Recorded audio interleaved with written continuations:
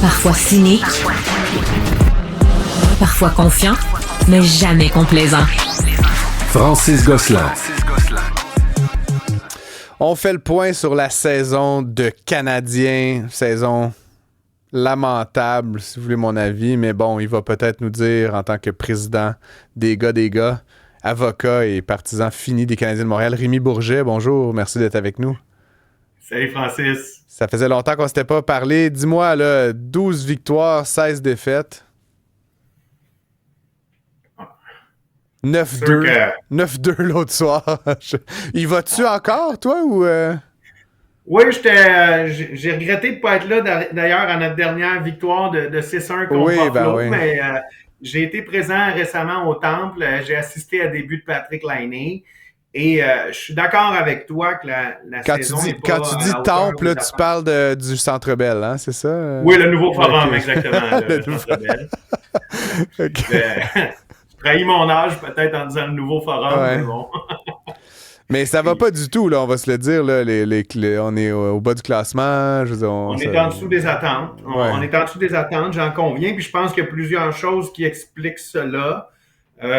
À commencer par l'impact psychologique de la blessure de Laine pendant le camp d'entraînement. Hein? Puis les gars sont pas si différents que ça de nous autres. T'sais. Ils sont jeunes, eux autres aussi. Ils voient que la direction a confiance en nous. On va chercher un sniper, quelqu'un qui a été un des meilleurs buteurs de la Ligue quand ça allait bien pour lui. Puis on voit depuis qu'il est revenu qu'il n'a pas perdu sa touche, loin de là. Mais bang! En plein camp d'entraînement, il se blesse. Et là, on a senti que même les coachs, on dirait qu'ils faisaient plus jouer les joueurs. Ils avaient peur qu'on ait d'autres joueurs qui se blessent là, contre les Goons des Sénateurs ou d'autres équipes.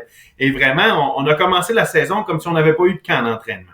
Alors là, vraiment, notre structure défensive était extrêmement problématique. Ça a entraîné des conséquences aussi sur la confiance des gardiens de but. Puis là, on a deux joueurs présentement des conditions névralgiques, là, Caden Primo et Kirby Dack, qui sont une position deuxième gardien et deuxième joueur de centre. C'est des positions importantes pour une équipe. La ligne de centre, on en a parlé à plusieurs reprises quand on parlait dans les séries éliminatoires la dernière fois comment les Panthers avaient une grosse ligne de centre. Ouais. Et ça, quand ta ligne de centre est débalancée, ben, ça vient avec toutes sortes de résultats. Et vraiment, je veux pas pointer du doigt Kent Hughes qui fait un excellent travail depuis le début, mais la perte de Sean Monahan se fait sentir. On croyait que Kirby Dack était prêt à chausser ces souliers-là de deuxième centre, puis il l'a fait pendant le 50e de match, il a très bien joué, mais là, cette saison, il est juste pas là. Je sais pas s'il est blessé, je sais pas si c'est psychologiquement, mais on n'a pas de deuxième centre et ça paraît, ça débalance toute notre équipe, et là, force est d'admettre que les résultats sont pas au rendez-vous pour l'instant. Ça reste que, tu sais, ça fait, il me semble, longtemps là, qu'on est en reconstruction. Là, puis là, je me demande, tu sais, à un moment donné, on va-tu finir par avoir fait la fondation de cette équipe-là? Là, y a-tu un espoir? La fondation est là, Francis. La fondation est là. Ouais, la fondation est là. Puis il y a plusieurs joueurs qui font partie de cette fondation-là qui ne sont pas encore avec Canadiens.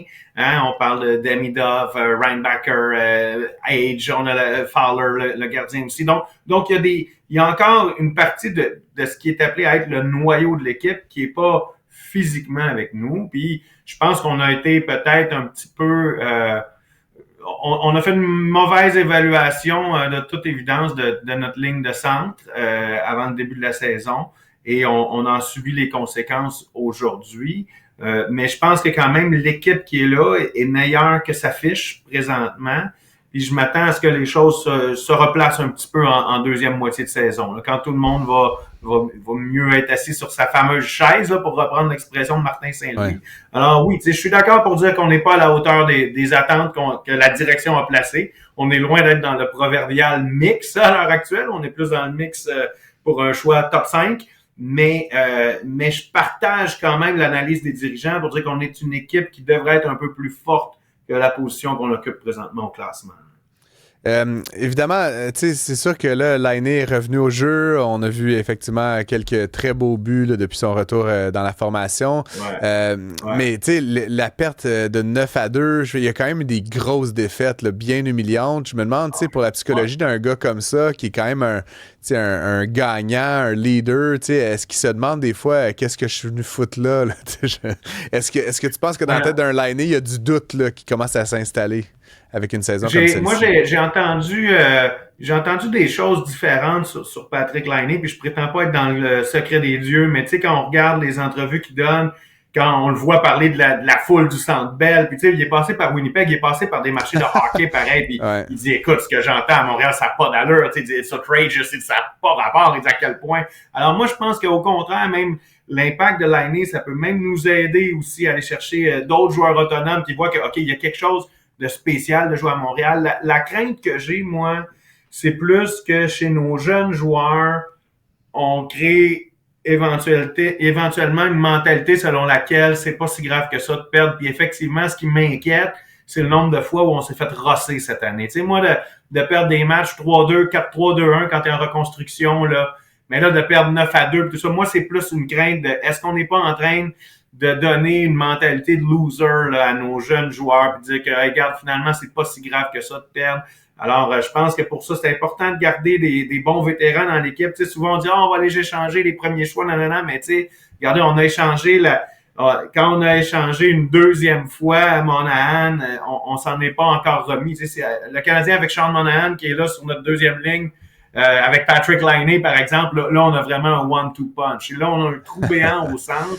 Ouais. Et c'est ça qui fait qu'on est dans cette situation-là au classement. Les amateurs du Canadien sont évidemment toujours très impatients. Puis là, je joue un peu à ça avec toi, mais j'ai même lu quand même, Rémi, des gens qui commençaient à remettre en question est-ce que Martin Saint-Louis est l'homme de la situation? Est-ce que dans ta tête, il y a un moindre doute ou tu es vraiment à 100% derrière le coach actuellement? Wow! C'est un long silence, ça, quand même. Non, mais c'est un long silence parce que j'ai beaucoup réfléchi à ça. Puis je savais pas que tu allais me poser la question, mais j'ai beaucoup réfléchi à ça à cause des grosses défaites qu'on a eues. Je pense que c'est un player's coach. Hein, c'est quelqu'un qui coach avec la carotte. Là. Les joueurs semblent l'apprécier beaucoup. Je pense que c'est quelqu'un aussi qui est un être humain exceptionnel, Martin Saint-Louis. C'est vraiment un leader né. T'sais, peu importe, c'est le genre de personne qui joue au hockey, il va être capitaine de l'équipe, il va monter dans une entreprise, il va rentrer comme commis, il va finir PDG.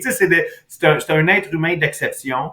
Par contre, des fois, il y a un manque d'expérience qui est criant. Puis il y a des choses comme, justement, au niveau de notre structure défensive puis tout ça, où moi, je pense que peut-être que Saint-Louis n'est pas assez bien entouré par des entraîneurs adjoints d'expérience ou des choses comme ça. Je pense que de toute évidence, il a l'air d'avoir encore la confiance de Kent Hughes et les dirigeants vont...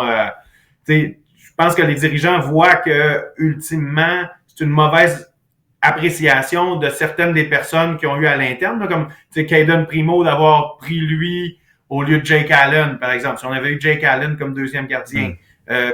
Si on avait gardé Monahan 1 année, 2, 3 années de plus, au lieu de donner tout de suite ça à Kirby Dach, puis qu'on faisait jouer Dach à l'aile d'un trio, par exemple, avec Laine, on serait probablement dans des meilleures dispositions, puis on se questionnerait pas sur la question de savoir si Martin Saint-Louis est la bonne personne.